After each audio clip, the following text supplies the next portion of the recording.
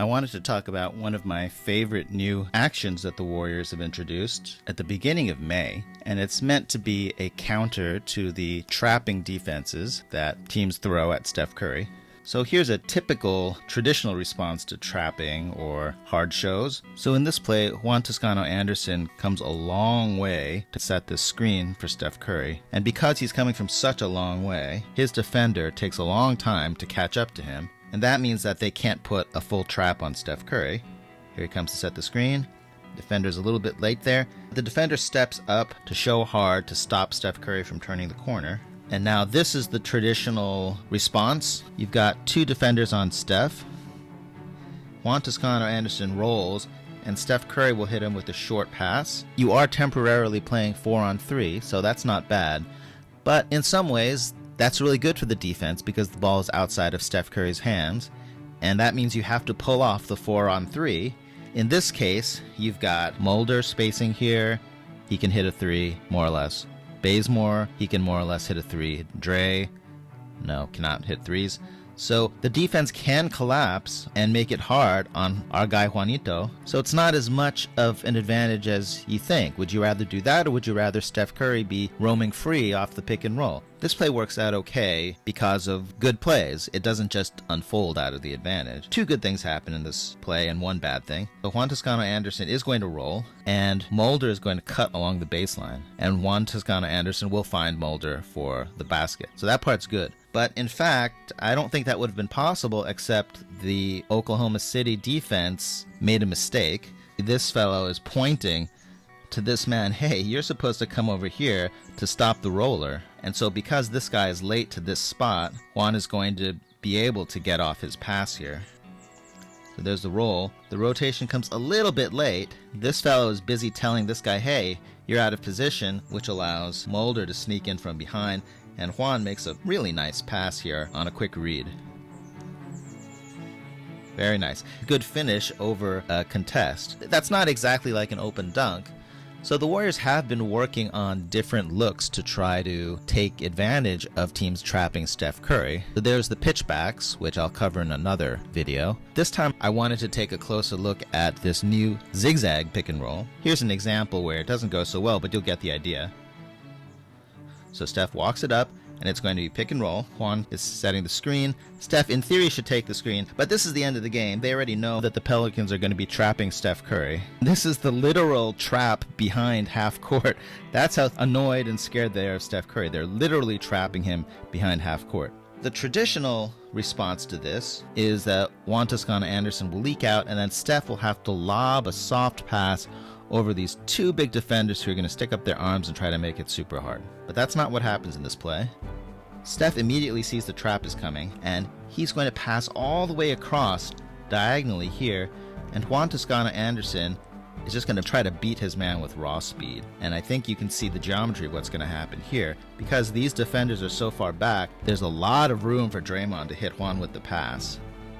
And here Juan is just beating him with raw speed. You know, this is almost a great play. The pass is going to come to Juan, but it's just a little bit at his feet.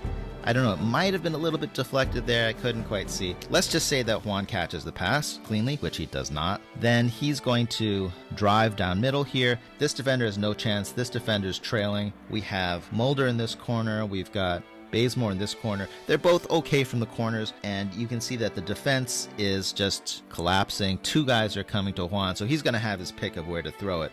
But unfortunately, he bobbles it, and so that's a turnover. But I like the geometry of this new approach to these pick and rolls where you're getting trapped.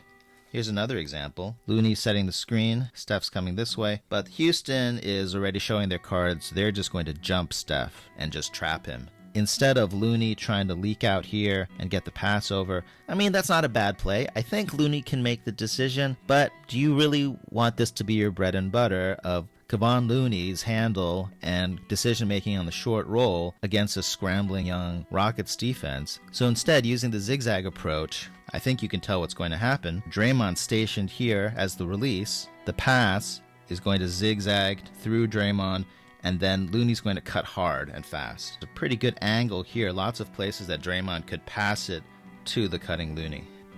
Looney cuts hard, pass to Draymond. I think this was pre-planned, but you could also imagine this is read and react. Wiggins' defender steps over to stop Looney's cut, which means that Andrew Wiggins is open. So Wiggins makes himself available here, and then Draymond throws it through this enormous gap in the defense.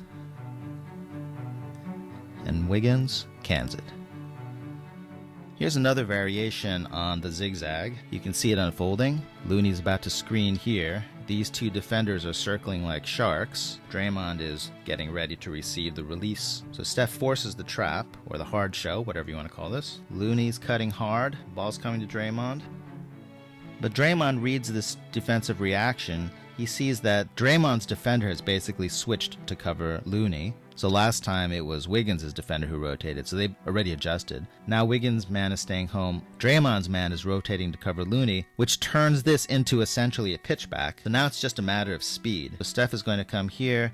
Draymond is going to dribble handoff and set the instant screen. Two defenders trailing, so this is going to give Steph probably some space because none of the other Rockets are rotating.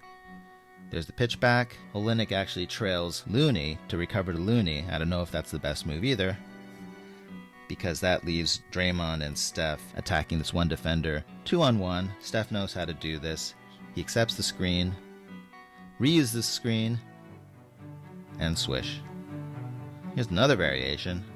You got the screen set, you got Steph coming here, you've got defenders ready to trap Steph. The release is waiting.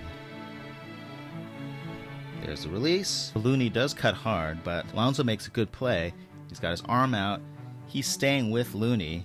He's anticipating this pass to the roller, which means that it leaves Steph open to take a dribble handoff from Draymond.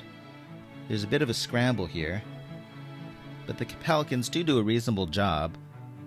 This big defender manages to scram switch back to Looney. Lonzo stays with Steph. Bledsoe is ready to jump off to switch if indeed Steph takes the screen. So he takes the screen. Draymond nails Lonzo with the screen. Good switch from Bledsoe here. And the play degenerates into a one-on-one play. This is not a very good angle, but somehow Steph sends Bledsoe to the floor. And Bledsoe, Bledsoe actually put his foot on the back of Steph's heel. And then he tries to grab Steph's arm as he's falling down. It's in slow motion. Steph frees his arm and then says, "Thank you." Steph got a kick out of that. Here's another play with the zigzag. In this case, I don't know if you can tell, but the geometry of this play is a little different, and I like it. Often in the pick and roll, you have a wing pick and roll here, and then the Warriors are spaced here, here, and here. So there's usually someone in the strong corner. But for this play, they've completely emptied the strong corner. The roller is going to have a lot more space to do something. So here's the pick and roll. They anticipate the trap, hard show, zigzag, this time to Juan Toscano-Anderson. This is a really nice open shot here, if he can just get this past this large gap. I also like in the background here, here's Mulder. He's got his thumb back telling Poole that he's going to go screen for him. I don't know if that's real or whether that's just for show. Oh, he really does screen for Poole. Good for him. Very responsible citizen, so no Poole can come around here. If this Draymond cut wasn't open, then Juan could have hit Poole coming off of this little flare. But Draymond is open, and that is a really nice bounce pass. And a nice finish. Here's one more variation. This is in the second half, so the Warriors have already run a couple of these zigzags against the Rockets. Here's the screen, here's Steph. They're anticipating the Rockets to show hard. Here's the release. Looney cuts hard. Olynyk is doing something interesting. He seems to be angling himself, not to stop Steph from cutting, but like he's anticipating this pass to Draymond. So you see he's turning his body and waving his arms to stop that release pass to the zigzag.